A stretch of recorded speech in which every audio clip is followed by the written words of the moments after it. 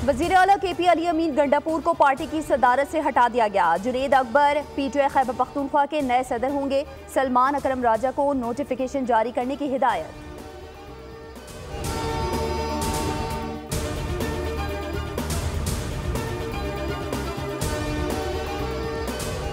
खैबर पख्तूनख्वा के इलाके बाग में सिक्योरिटी फोर्सेस की कार्रवाई। 4 खारजी हलाक, दहशतगर्दों के कब्जे से बड़ी मिकदार में हथियार और बारूदी मवाद बरामद।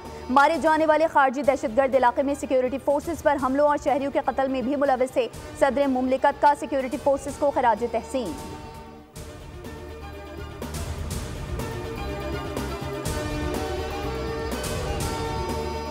वेस्ट इंडीज के बाद पाकिस्तानी बैटिंग लाइन भी मुश्किलात का शिकार। कौमी टीम को 5 विकेटों के नुकसान का सामना। बाबर आजम 1 रन बनाकर पवेलियन लौट गए। दूसरे टेस्ट की पहली इनिंग्स में मेहमान टीम 163 रन पर आउट हुई। नोमान अली ने हैट्रिक के साथ 6 विकेटें ली।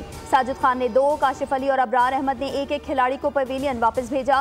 वेस्ट इंडीज का टॉप और मिडिल ऑर्डर पूरी तरह नाकाम हुआ।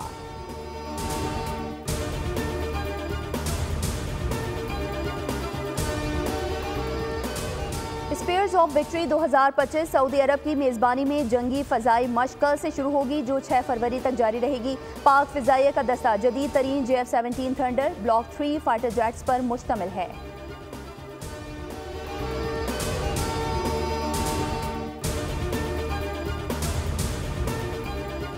और हमास ने आज मजीद 4 इसराइली खवातीन फौजी यरगमालियों को रिहा कर दिया। यरगमाली खवातीन को गजा के फ़लस्तीन स्क्वायर लाया गया, जहां से उन्हें हिलाल अहमर के हवाले किया गया। हमले के वक्त ये चारों इसराइली फौज की खवातीन सिपाही गजा के करीब तैनात थीं।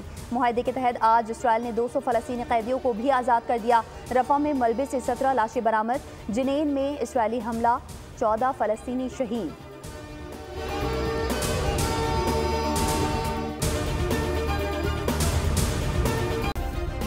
सब्सक्राइब करें और बेल दबाएं ताकि कोई खबर रह न जाए।